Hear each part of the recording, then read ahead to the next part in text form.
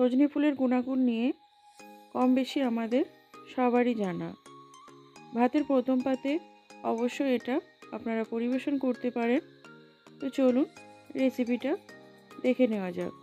নমস্কার বন্ধুরা, রুনুর রান্নাঘরে আজ এক নতুন পর্বে সবাইকে আমন্ত্রণ জানাই।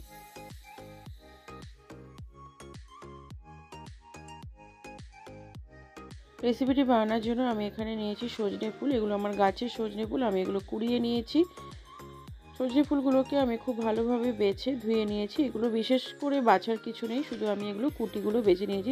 যেহেতু কুড়িয়ে নিয়েছি ফুলগুলো, তাই আমি একটু কুটি কাটা বেছে ভালো করে ধুয়ে রেখেছি। এবার আমি গ্যাসে কড়া চাপিয়ে দিয়ে দিলাম 1 টেবিল স্পুন মতো তেল।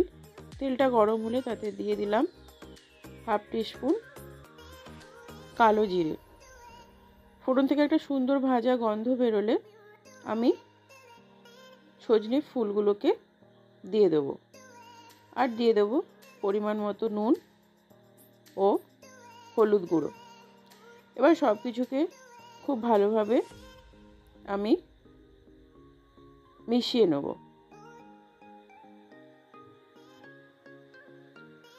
এটাতে জলের প্রয়োজন হবে না, একদম কম আছে নাড়িয়ে চাড়িয়ে আমি এটিকে রান্না করে নেব।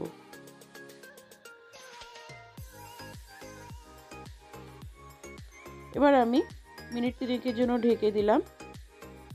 ফিরে এলাম মিনিট 3 পর।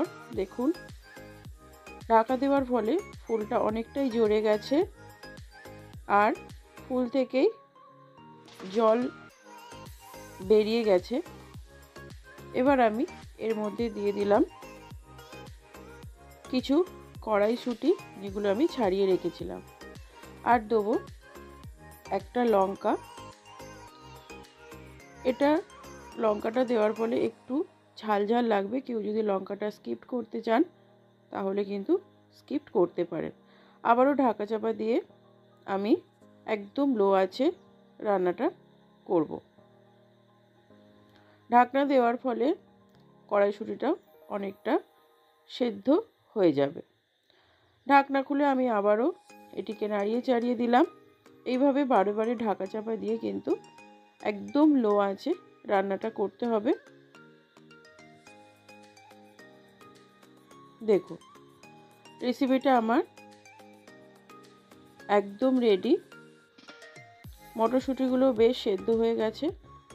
আমি বারে বারে ঢাকা চাপা দিয়ে একদম লো আঁচে রান্নাটা করলাম। এবার আমি এগুলোকে তুলে গরম গরম ভাতের সাথে সার্ভ করব। বাড়িতে অবশ্যই একবার ট্রাই করবেন, আর কমেন্ট বক্সে কমেন্ট করে জানাতে ভুলবেন না আজকের রেসিপি কেমন লাগলো। সবাই ভালো থাকবেন, সুস্থ থাকবেন।